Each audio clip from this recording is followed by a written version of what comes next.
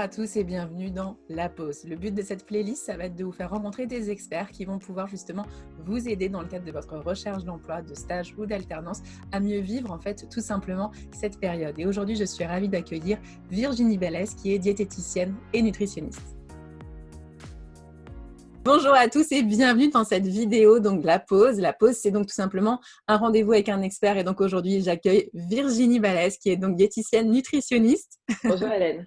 Salut Virginie. Je suis vraiment ravie d'accueillir Virginie parce qu'on s'est rencontrés l'été dernier lors d'un séminaire et on a tout de suite accroché. Virginie, elle a exactement les valeurs que j'adore chez un entrepreneur. Elle est dynamique, elle est ambitieuse, elle est super drôle. Et donc pour ça, à chaque fois, on passe toujours des bons moments et surtout, elle est toujours vachement dans le partage avec ses clients. Elle cherche toujours des nouvelles techniques pour leur apporter plus de solutions. Et ça, voilà, c'est vraiment quelque chose que je valorise beaucoup chez les entrepreneurs avec qui j'échange. Merci. Donc voilà, c'est vraiment un plaisir de pouvoir échanger avec toi aujourd'hui et de savoir encore toutes les pépites que tu vas pouvoir nous donner pendant cet échange pour vraiment aider justement les gens qui sont dans cette période un peu énergivore de recherche. En fait, on sait à quel point ça peut être compliqué pour justement avoir une nutrition, une diététique au top et qui va vraiment les aider justement à dépasser en fait cette période un peu compliquée qui peut être la recherche d'un emploi, d'un stage ou d'une alternance. Exactement. Et en final, en fait, c'est un peu, moi j'aime beaucoup utiliser la métaphore du sportif. C'est-à-dire que le jour le plus important pour la personne qui nous regarde et qui vient prendre ses conseils, c'est le jour où il va mettre les pieds dans l'entreprise. Et l'analogie avec le sportif, c'est un peu le jour où il arrive à l'épreuve. Et ce jour-là, il doit être au top. Carrément. Et en fait, pour être au top ce jour-là, c'est en amont qu'il faut se préparer. Le premier besoin du corps, déjà, c'est de respirer. On croit que la respiration, c'est naturel, on ne réfléchit pas. En vrai, quand on ne réfléchit pas, on ne respire pas bien. Et bien souvent, on est même en apnée, on arrête de respirer. La deuxième chose essentielle, c'est le sommeil. Carrément. Alors, pourquoi je les mets dans l'ordre? Vraiment, l'ordre, pour moi, il est important parce qu'on peut rester sans respirer pendant 2 minutes. On peut rester sans dormir pendant 48 heures. Il y a eu des études de fait, c'est des militaires. C'est 48 heures. Au-delà de 48 heures, c'est fini, il bug. Donc, le sommeil, deuxième point essentiel. Et là, profitez de la période où vous n'avez pas encore de job, donc pas encore d'horaire, pour commencer tranquillement à votre rythme. 1, trouvez quels sont vos horaires. Et 2, vous calez un peu sur les besoins de votre job, quoi. Si c'est un job en 3-8 ou si c'est un job où vous commencez à 7 heures du mat ou un job où vous commencez à 11 heures, ce n'est pas les mêmes besoins en sommeil. Mais calez-vous en avance. Parce que dormir, c'est pas juste je ferme les yeux et je m'allonge sous ma couette. Dormir, il y a toute une physiologie, des hormones qui doivent se fabriquer. Et tout ça, ça met du temps à se mettre en place. Le corps est parfois un peu trop sympa. Il ne nous fait pas payer nos conneries. C'est clair. Ou alors bien tard. Le troisième pilier, là, c'est l'alimentation. Et là, on va rentrer dans le cœur du sujet. Je le mets en troisième. Même, oui, il est essentiel, mais on peut rester 40 jours sans manger. Donc, c'est pour ça que je le place en troisième par rapport à nos besoins. Mais après, ce qu'il faut savoir, c'est qu'est-ce qu'on met dans cette alimentation. Et il y a de l'alimentation qui va nous encrasser. Alors, c'est là où encore le corps est sympa. Parce que votre voiture, si vous mettez de l'essence au lieu de mettre du gasoil dedans, on ne sort pas de la station. Hein. C'est clair. Alors que le corps, si on lui fait manger de la merde, bah, il va quand même tenir. Ça sera dur, il va se fatiguer, il va s'encrasser et un jour il lâche. S'il lâche le jour où vous rentrez à l'entreprise, c'est dommage. C'est compliqué, c'est clair. Et puis comme tu le dis, cet encrassage en général, quand on a tendance à manger un peu ses émotions dans ces moments où on se dit tiens, j'ai encore eu un refus, il me répond pas, cet entretien, je sens qu'il s'est mal passé. Et là, on va vraiment se réfugier là-dedans. Donc on devient un peu addict en plus à toutes ces nourritures un peu encrassantes. Exactement. Ouais. Exactement. Mais parce que ça a un rôle, ça aussi. Hein. Quand on est stressé, c'est ça, c'est un coup de stress, ça a un nom. Et quand on est stressé, physiologiquement, il faut se calmer. Le stress, c'est pas gérable pour le corps. Et là, on a plusieurs possibilités en fonction de notre entraînement. Si on a eu l'habitude, depuis qu'on est tout petit, on tombe, on se fait mal au genou et nos parents nous donnent un bonbon pour qu'on arrête de pleurer. Et puis, on a une mauvaise note et on nous donne un truc à manger. Une récompense quand on fait quelque chose de bien, c'est un bonbon ou un gâteau. Qu'est-ce qu'on fait? Le jour où on n'est pas bien, on va aller chercher un truc à manger. D'accord? Et ça, c'est l'entraînement, c'est devenu une voie, c'est une autoroute en fait dans le cerveau. Tu vas pas bien, mange un truc, discute même pas. À un moment, ça peut faire des dégâts, ça encrasse le corps, ça fatigue le corps, le sucre, ça fatigue, ça encrasse, et c'est une drogue de dingue. C'est le sevrage, quelqu'un qui est addict au sucre, le sevrage, c'est pire qu'un sevrage de tabac, hein. C'est un sevrage de drogue, de cocaïne, hein. Le sucre est plus addictif que la cocaïne d'ailleurs. Il y a eu des études là-dessus faites chez les rats. Et en fait, ils sont plus addicts au sucre qu'à la cocaïne. C'est assez intéressant. C'est ouf, et j'avais vu d'ailleurs aussi qu'apparemment, si on était aussi addict au sucre, c'était par rapport au fait que le liquide amniotique, en fait, était légèrement sucré. Et en gros, c'est la première saveur avec laquelle le nourrisson va être en contact. Donc, en fait, on est tous un peu en mode cocooning, le sucre, le ventre de la mère. Et du coup, c'est vraiment le moment un peu réconfort. Et c'est pour ça que ça a un tel impact et qu'on a tellement du mal, en fait, à s'en détacher, en fait, quand ça va pas. Et on appelle, enfin, c'est pas pour rien, c'est une douceur, hein, le sucre, C'est c'est clair. doux, c'est voilà. Mais on peut aussi avoir posé là-dessus une référence un peu rassurante et apaisante. Mais néanmoins, physiquement, il se passe des choses quand on mange du sucre. Quand on mange du sucre, on va fabriquer un neuromédiateur qui s'appelle la sérotonine. La sérotonine, c'est notre antidépresseur naturel, hein. D'accord? Donc en fait, c'est pour ça que ça nous fait du bien. On n'est pas bien, on n'a pas le moral, on est stressé, on s'enfile une glace, un paquet d'Agendas, tout d'un coup, ça va mieux. C'est bon. C'est bon, hein? Eh mais c'est pas pour rien. C'est parce que notre corps, il a fabriqué des choses. Sauf que si on a mis en place une stratégie d'alimentation adaptée, avec en plus un sommeil qui va bien, on n'est pas fatigué, parce que franchement, on est plus vulnérable au stress quand on est fatigué. Qu'en plus, on a appris des techniques de respiration pour se calmer et s'apaiser. Et on ne va pas avoir besoin d'aller chercher. Ou en tout cas, on ne finira pas le pot de glace. On en mangera peut-être que 3 cuillères. Mais on saura s'arrêter. C'est top. Alors, du coup, sur quel type de sucre, enfin, en tout cas, de sucré, on peut craquer sans avoir un pic de glycémie qui monte d'un coup et éviter, du coup, une baisse d'énergie? Est-ce que tu as des petites astuces ou des phrases à te dire dans ces moments-là où tu sens que le craquage arrive pour arriver à compenser, en fait, et pas craquer sur le pot d'Agendas? Alors, quand on est juste à ce moment-là, ça devient un peu compliqué si on Ouais. n'a pas d'entraînement. Donc moi, vraiment, ce que je conseille, c'est de s'entraîner en amont. S'entraîner en mettant, par exemple, une des types de respiration qui est géniale, c'est la cohérence cardiaque. Et du coup, si la cohérence cardiaque, on a pris l'habitude de la pratiquer tous les jours, dans des moments normaux, hein, tous les jours, je la pratique, et bien le jour où j'ai besoin, je sais aller le chercher. D'accord? C'est un peu comme un tennisman. On lui dit pas, là, il faut que tu fasses un super revers hein, quand il t'envoie une balle là. Non, le gars, il en a fait des milliers de revers, donc il réfléchit plus. L'idée, c'est quand on arrive dans le stress, de plus avoir à réfléchir, parce que c'est la partie reptilienne du cerveau qui prend le dessus. Et la partie reptilienne, elle ne réfléchit pas, elle va là où c'est le plus facile, avec le plus de résultats. Et les dégâts collatéraux, ils s'en foutent. Donc, il faut avoir mis en place des entraînements. Et là, on devient bon, on devient fort. Si aujourd'hui, l'autoroute, c'est d'aller manger un truc sucré, l'idée, c'est de créer à côté une autoroute encore plus grande sur un comportement qui n'aura pas d'effet délétère et qui, en plus, sera quelque chose d'efficace. Pareil, il n'y a pas longtemps, j'ai entendu une étude où, en fait, ils avaient observé tous les comportements qu'on met en place quand on est stressé. Okay. Et en fait, intuitivement, qu'est-ce qu'on va faire? On va manger des trucs, on va traîner sur les réseaux sociaux, on va jouer à des jeux d'argent, on va cramer la carte bleue pour aller faire des achats. Tous ces comportements-là, ce qu'ils ont observé, c'est qu'après l'avoir fait, la personne se sent moins bien qu'avant de le faire. L'effet qui se coule est hyper fort, finalement. Exactement. Ouais. Et parce qu'il y a une culpabilité, en fait. Quand tout d'un coup, on reprend ses esprits, on se dit, mince, ou j'ai perdu du temps, ou je vais grossir, ou je suis à découvert. Enfin, forcément, ça fait un drame. À côté de ça, ils ont observé quels sont les comportements où après, on va mieux qu'avant. C'est bon, ça. Et en fait, là, les comportements, c'était bouger, se promener dans la nature, méditer, et toutes les techniques qui vont avec, hein, méditation, hypnose, etc., yoga, etc.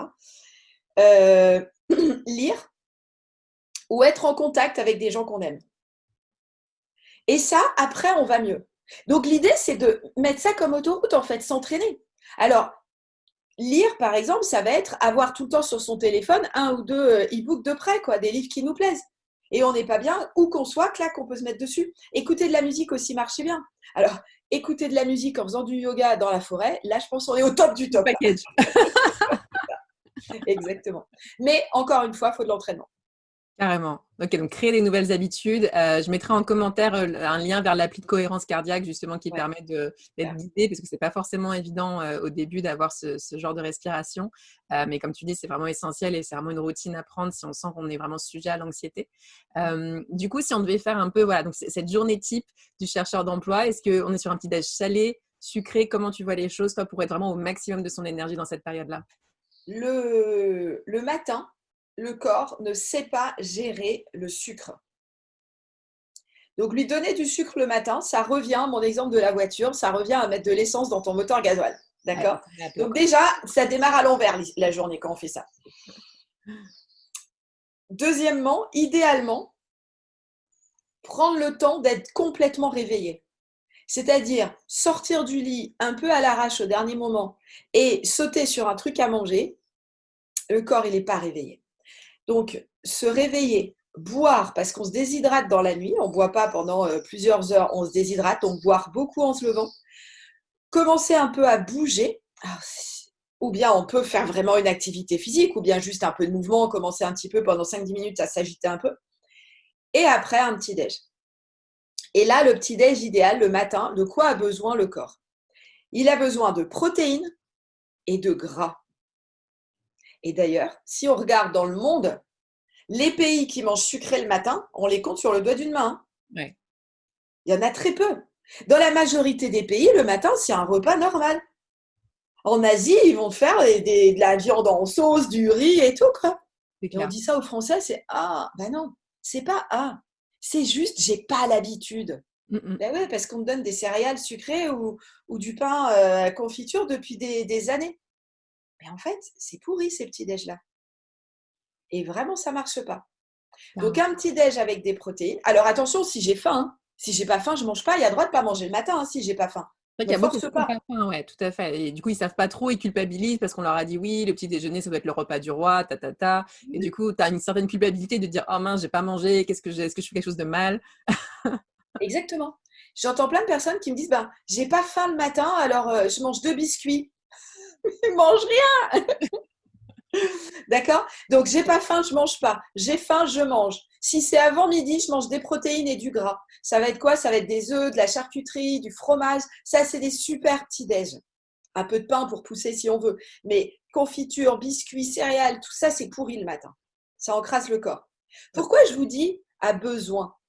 Parce que par rapport à ce que le corps, aux hormones, aux neuromédiateurs qu'il doit fabriquer le matin, c'est cette matière-là dont il a besoin. Si on lui apporte, c'est luxe. Il va fabriquer ce qu'il veut. Et tu sais quoi? Si le matin, tu as eu tes protéines, tu as fabriqué de la dopamine qui déjà, un, va te donner la pêche pour toute la journée, et deux, en fin de journée, va se transformer en sérotonine. Si tu as un coup de stress, tu as ton shoot de sérotonine qui est tout prêt. Après, avec ça, tu arrives au déjeuner. Pareil, hein, profite. Tu travailles pas. Fais ton déj à l'heure où tu es bien. Et c'est l'occasion de tester. Il y a des gens qui ont plutôt besoin de manger à midi moins le quart et d'autres qui ont plutôt besoin de manger à 15 heures. Ben, c'est OK. Pourquoi faudrait-il que tout le monde soit à 13 heures? C'est Non. clair. Et du coup, c'est l'occasion de savoir, avant de rentrer dans l'entreprise, à quel moment j'ai besoin de déjeuner. Et du coup, avec quels collègues j'irai déjeuner le midi. Est-ce que j'irai plutôt dans le train de ceux qui sont à midi moins le quart au taquet à la porte de la cantine ou est-ce que j'irai plutôt en fin de service? Parce qu'il y a tout qui existe. Et combien de fois j'entends des personnes qui me disent bah, mes collègues vont manger à midi, moi j'ai pas très faim, mais du coup j'y vais. Ou l'inverse. Putain, mais hey, change d'amis, quoi. Ouais, c'est vrai que des fois, en entreprise, tu es quand même obligé, parfois pour des histoires de réunions, etc. Il y en a qui sont quand même assez standardisés. Dans ces cas-là, peut-être qu'il faut avoir une collation dans la matinée. Dans ces cas, tu reprends un peu de gras, enfin, des amandes, ce genre de choses. Comment tu peux éventuellement compenser? Euh, je suis anti-collation. Ok, Je l'ai dit tout à l'heure, on peut rester 40 jours sans manger. ouais, Donc en vrai, tu peux tenir 1 heure. Hein. D'accord? carrément. Toute l'histoire, c'est la tête. Et encore, il y a même, quand je dis 40 jours sans manger, et par rapport à nos réserves et tout ça, et quel que soit notre poids, notre corps s'adapte. Il y a même, je ne sais pas si tu as déjà entendu parler de la nourriture des jeûnes praniques, c'est pas jeûne, la nourriture pranique, où ils restent des années sans manger. C'est un truc extraordinaire avec des prières, etc. Enfin bon, bref. Je suis en train d'approfondir cette histoire qui m'interpelle, mais bon, en tout cas, ce côté, je dois aller manger, j'ai faim, je ne vais pas y arriver, c'est dans la tête que ça se passe. Hein. C'est que du mental. D'accord? Donc, non. La collation, c'est pas prévu. Le corps, il n'est pas fait pour avoir des petites collations régulières. Ça lance toute une digestion, tout l'appareil de digestion derrière, des sécrétions d'enzymes, d'hormones, de trucs. Le corps, ça l'épuise. Ouais, tu le fatigues inutilement en fait en faisant ça. Exactement. Donc, quand tu sais à quelle heure c'est OK pour toi de manger et que tu peux l'écouter, c'est cool. Si tu peux pas, si c'est une fois de temps en temps, ça va être un peu inconfortable et tant pis. Et si vraiment c'est tous les jours que tu dois manger à 14 heures alors que tu as faim à 13, tu vas t'habituer. Ouais. Donc, t'inquiète pas, ça va être inconfortable au début et puis tu vas t'habituer. Ok, top. Après tout, quand on change de pays, là, avec les décalages horaires, quelquefois on se prend 3 heures dans l'avion, on met quelques jours, on s'y adapte. Mais c'est pareil. Dis-toi que t'es parti en voyage. Carrément. Trop cool. Donc, on arrive au déjeuner. Donc, le déjeuner, comment tu l'organises plutôt? Déjeuner, on peut y mettre plein de choses. Les protéines, c'est chouette pour ceux qui mangent des protéines. Mhm. Après tout, il y a le droit de pas en manger. Hein. Il n'y a pas d'alimentation standardisée pour tout le monde. Hein. Encore une fois, être végétarien, c'est très bien pour certains et c'est délétère pour d'autres. Être vegan, végétalien, c'est pareil. Enfin bref, tous les modèles sont bien pour certains et pourris pour d'autres. Donc, tout existe. Donc, idéalement, le midi, des protéines, donc animales ou végétales. Des végétaux de toute façon. Plus il y a de couleurs dans l'assiette, mieux c'est. Des crus, des cuits, etc. C'est indispensable. C'est impossible de faire un repas sans mettre des végétaux. Donc, ça va être des fruits, des légumes, il en faut. D'accord? Et plus il y en a, mieux c'est. Est-ce que le cru, ça fatigue plus que le cuit ou t'as pas de préférence là-dessus? Non. Non. Par contre, le cru, il faut bien le mastiquer. Mm. La différence, c'est ça. C'est qu'en fait, les enzymes qui vont permettre de déchiqueter la membrane des légumes, ces enzymes-là, elles sont dans la salive, que dans la salive. On n'en fabrique pas dans l'estomac. Elles vont arriver dans l'estomac parce qu'on avale, mais elles ne sont pas apportées dans l'estomac. Okay. Donc, si jamais on ne mastique pas suffisamment, notre salive ne va pas bien imprégner tous les petits morceaux déchiquetés de légumes. Et dans ces cas-là, on ne les digère pas. Et là, ça te convient. Et là, c'est compliqué de manger des légumes. Donc, tous ceux qui disent « je ne peux pas manger de crudité parce que ça me fait mal au ventre », c'est pas que tu ne peux pas manger de crudité, hein, c'est mâche davantage, tu auras moins de problèmes. Elle est là l'histoire. Donc, les crudités, ça demande juste d'être bien mastiqué. C'est pareil pour les fruits d'ailleurs. Quand les légumes sont cuits, c'est beaucoup plus facile parce que le travail, il a déjà été fait par la cuisson. Mais voilà, on a des dents, c'est pas juste pour faire joli ou pour faire vivre une profession de dentiste. C'est aussi, à la base, c'est fait pour mastiquer. Carrément. Carrément. Et du coup, après, là, t'attends jusqu'au soir, du coup, jusqu'au dîner? Exactement, tu as bien compris. J'aime pas les collations. Donc, 3 repas par jour, c'est le max. Après, il y a des gens, voilà, ils sont plutôt sur 2. Ça arrive. Hein, il y a des gens, le soir, ils ont peut-être pas très faim. Ou d'autres, c'est le matin, ils n'ont pas faim. C'est pas un problème. Et le dîner, le soir, pour le coup, plutôt pas de protéines. Les protéines perturbent le sommeil. Donc, surtout pour les gens qui ont tendance à se coucher tard ou à faire des insomnies, à mal dormir, à faire des cauchemars, vraiment éviter les protéines, éviter les plats trop gras. Le gras aussi complique le sommeil. Et bien sûr, tout ce qui va être excitant, soda, café, etc., pas en fin de journée. Du coup, ça nous donne quoi le soir? Des légumes, de toute façon, tout le temps. Donc, un maximum de végétaux, toujours crus, cuits, des soupes, etc. Et aussi, les féculents, c'est là qu'ils ont leur place. Top. Donc, ça peut être une salade avec du riz, des lentilles, des crudités dedans, etc.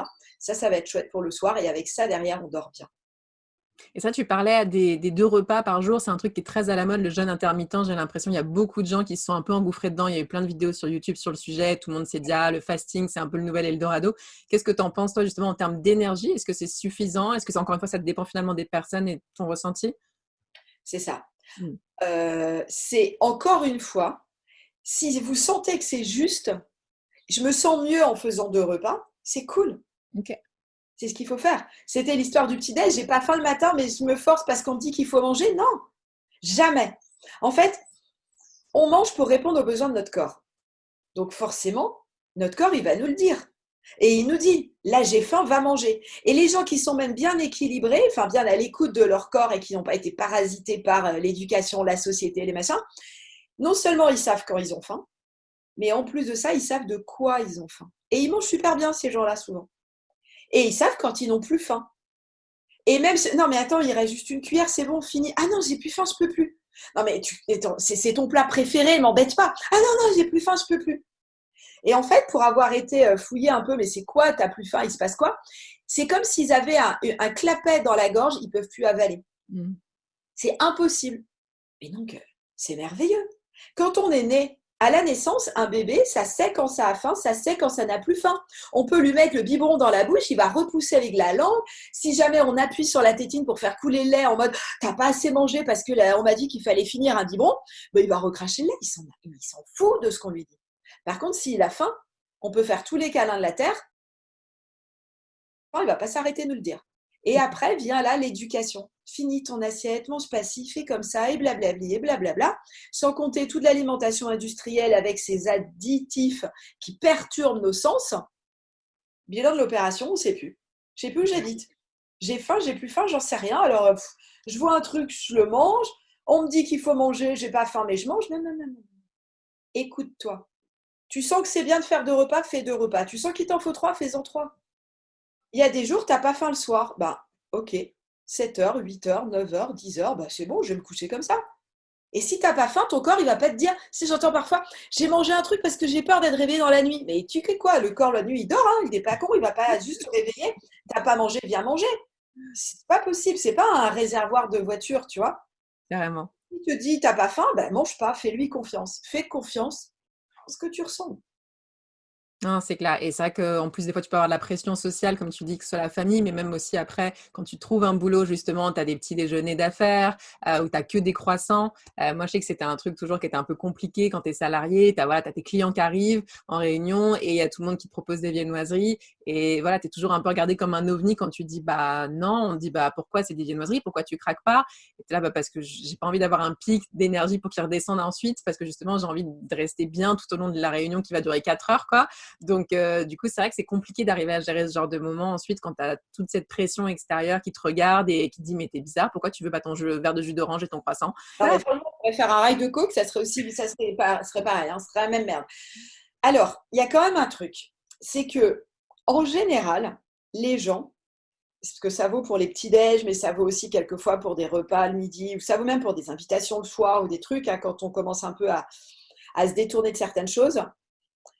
En général, les gens regardent ce qu'ils font et ne s'intéressent pas trop aux autres. Ce qui va donc être important, c'est que toi, tu sois OK avec toi-même. Et si toi, tu crois à ta décision, tu seras dans tes bottes bien droite, tu n'as aucun problème. Personne ne pourra te démonter. Et tu n'as même pas besoin de te justifier. Par contre, il faut que tu aies pris ton petit-déj avant de partir. Ou que tu sois sûr que tu n'es pas faim. C'est ça. Parce que si jamais tu t'es levé à l'arrache en tombant du lit, en courant, et puis que tu arrives au boulot, que normalement tu as faim mais que tu n'as pas mangé, et que là il est 10h, tu t'en peux plus comme tu crèves la dalle, et on te propose des croissants, évidemment tu les manges. C'est clair. Tu vois. Mais si tu sais que tu as eu ton temps de mise en route du matin pour prendre un peu le temps de te réveiller, pour faire tout ton petit rituel du matin, et que tu arrives au boulot, tu es zen, tu es sereine, tu es au top en énergie, le croissant, tu le vois même pas. Et si on dit pourquoi t'en prends pas, ça va être tellement naturel de répondre j'ai pas faim là, qu'il n'y aura aucun problème. Les gens ils vont pas te demander à t'expliquer, te justifier. Puis d'ailleurs, c'est quoi ce monde où il faut se justifier? Je te jure. En fait, hein, garde-les tes croissants. C'est pas mon truc.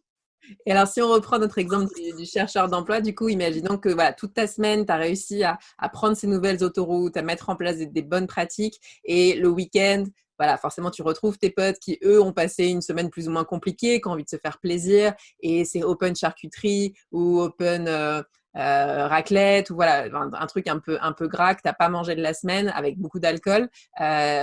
Tu craques parce que, voilà, encore une fois, pression sociale et puis ça te fait plaisir parce que tu aimes bien ça. Et je sais que tu es contre les régimes et qu'encore une fois, on est vraiment dans l'écoute de son corps et c'est top.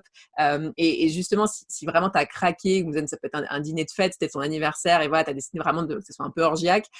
Du coup, le lendemain, comment tu réagis par rapport à ça? Comment tu arrives à te reprogrammer pour reprendre la bonne direction et que ce soit pas un foutu pour foutu? Maintenant, la semaine prochaine, elle sera aussi pourrie et on tombe là-dedans finalement.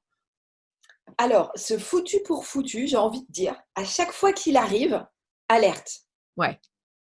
Alerte, je m'arrête et je me dis, mais qui est foutu pour foutu? Foutu pour foutu, c'est le jour où je suis sur mon lit de mort, en fait, que là, je pourrais dire ça. Mais C'est sinon, top. il y a toujours, quel que soit le moment, l'âge, il y a toujours moyen de se récupérer. Notre corps est absolument merveilleux pour ça. Il s'auto-répare. Il a tous les processus intérieurs pour se réparer, pour surmonter, pour s'ajuster.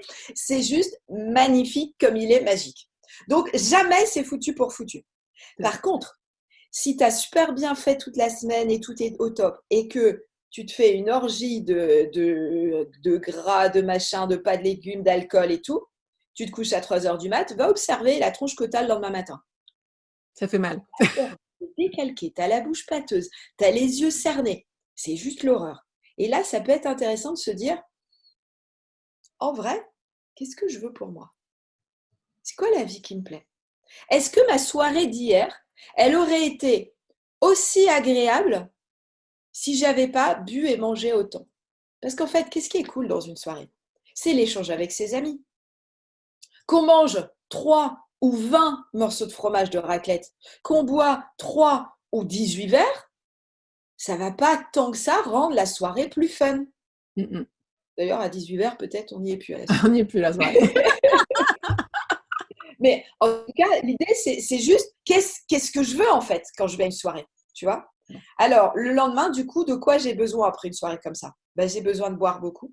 Et j'ai besoin de beaucoup, beaucoup de végétaux pour apporter. Pourquoi végétaux, c'est top? Parce que plus il y a de couleurs, plus il y a d'éléments, de polyphénols, de vitamines, de minéraux qui permettent au corps de se réparer. C'est pour ça que c'est super. Donc, le lendemain, si c'est une journée un peu au vert, c'est je m'autorise à me reposer parce que là, mon corps va pas bien. Donc, je lui laisse dans le repos, le corps se répare. Donc, quand je suis tranquille dans mon canapé à bouquiner, à rêvasser, même à traîner devant la télé, je m'en fous, mon corps se répare. Et avec ça, je lui donne quoi? Beaucoup d'eau et des végétaux. 3 repas par jour remplis de végétaux. En ajustant les quantités. Je n'ai pas faim, je ne mange pas. Je sens, je me lève à 11 heures, je suis la tête en vrac, je n'ai pas faim, ok, je ne mange pas. J'ai faim par contre, à 16 heures, ça commence à venir. Ok, là, je me fais un repas. Je ne me fais pas un bol de céréales sucrées. Je me fais une belle assiette de fruits avec une belle salade de crudités, des avocats, une bonne huile qui va dessus, des herbes aromatiques, un truc super, quoi. Et je savoure, je déguste. Le soir, peut-être, j'ai une autre soirée. Ça peut être intéressant J'aime bien, moi, l'idée de poser l'intention avant d'y aller. Qu'est-ce que j'ai envie de faire ce soir? Est-ce que je le fais sur le même mode que la veille? Ou est-ce que je me dis, tiens, je vais m'y prendre un peu différemment parce que là, vraiment, j'ai un peu souffert, quoi. Carrément. Et puis voilà, en fonction de l'intention que j'ai, je vais à cette soirée. Si l'histoire, c'est de faire la même orgie, ok, fais la même orgie. C'est pas grave. Le lendemain, à nouveau, tu prendras soin de toi. Ou Top. le surlendemain, si c'est tout un week-end d'orgie, fais un week-end d'orgie. Et tu vas tellement galérer toute la semaine au boulot derrière qu'à un moment, tu vas dire, tu sais quoi, j'arrête les orgies, en fait.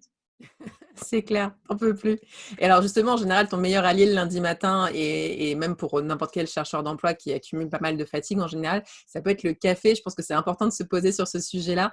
Personnellement, j'en ai jamais consommé parce que j'aime pas le goût et voilà, j'ai jamais été fan de ce truc-là, mais je sais que ça peut être vraiment un allié fort pour les gens qui ont tendance à être fatigués régulièrement. Qu'est-ce que tu penses toi du café, de la caféine de manière générale? Est-ce que c'est vraiment quelque chose qu'il faut aller chercher, ou au contraire essayer de se dire juste bah, je dors plus parce que si j'ai besoin du café en fait c'est que je me suis mal organisée en amont quoi. Eh bien, c'est ça, hein. C'est un peu le lundi matin, ton corps, il te dit, je suis fatigué, tu t'es foutu de moi tout le week-end, je suis naze.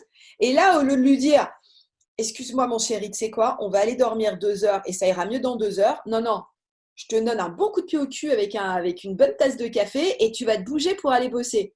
Mais en fait, tu te fous de moi, quoi. Tu vois? Donc, c'est un excitant. Si c'est bon au goût et ça te fait du bien, j'ai aucun problème. Mais ce côté, j'ai fait n'importe quoi et pour tenir un peu le coup, je m'enfile 10 cafés aujourd'hui, c'est juste pourri. Ouais. Et donc tous les jours, les gens qui prennent des cafés tous les jours après manger par exemple ou tous les matins, est-ce que ce genre de routine sur du long terme, tu penses que ça fait du bien à ton corps ou c'est de lui donner un Une routine excitant? plaisir, c'est d'en avoir un ou deux par jour. Okay. En général, le café du petit-déj et le café du fin de déjeuner, c'est plutôt des cafés pour plaisir, en général. Plaisir, habitude, et avec des gens qui aiment ça. Maintenant, si ce n'est pas le cas, si je le bourre de sucre mon café du matin parce que j'aime pas le café, mais vraiment j'en ai besoin pour tenir debout, peut-être essayer de trouver une autre stratégie en fait pour tenir debout. Il y a sûrement mieux à faire que cette horreur. Carrément, carrément. C'est top. Merci beaucoup Virginie pour tous tes conseils. Si on a envie d'en savoir plus sur toi, d'en savoir plus sur ton actualité, où est-ce qu'on peut te retrouver? Du coup, dis-nous un petit peu ce que tu fais en ce moment et pour des gens qui auraient vraiment besoin d'être accompagnés là-dessus, voilà, comment on peut te retrouver? Dis-nous tout. Eh bien, le plus simple, c'est d'aller sur mon site, nutrition-virginie-balèze.com. Sur mon site, il y a tout ce que je fais. Et notamment, là, j'ai profité du confinement pour préparer des produits en ligne, justement pour pouvoir accompagner un maximum de personnes Top. avec tous mes conseils en ligne. Donc, j'ai 2 programmes qui sont déjà en ligne, un programme pour se motiver et un programme qui s'appelle Se dépasser, justement pour enfin mettre en place une alimentation adaptée en tenant compte de tous les domaines de vie finalement, puisque le stress, la fatigue et tout un tas d'autres choses vont impacter notre alimentation. Donc c'est vraiment une approche globale que je propose et qu'on peut retrouver sur le site de cette manière. C'est top. Je vais mettre tous les liens du coup en dessous de la vidéo pour que vous puissiez y avoir accès. Ce que j'adore encore une fois avec Virginie, c'est qu'elle est contre les régimes et c'est quelque chose moi aussi qui me fait beaucoup souffrir pendant toute une bonne partie de ma vie et je sais à quel point on peut avoir du mal à gérer ses dictates et à s'en sortir finalement. Donc c'est top d'avoir cette approche-là. Et Virginie, elle fait de l'hypnose en plus. Donc c'est vraiment hyper complémentaire et ça permet d'avoir vraiment des effets hyper efficaces quand on touche au subconscient. Donc c'est ça qui est vraiment top et c'est une approche globale que j'aime beaucoup. Donc voilà, je vous recommande vraiment d'aller sur son site et d'échanger avec Virginie si vous en ressentez le besoin. En tout cas, ce sera avec grand plaisir que je vous mettrai en contact. Merci encore pour tous tes conseils Merci Hélène. et je te dis à très bientôt. Salut Virginie.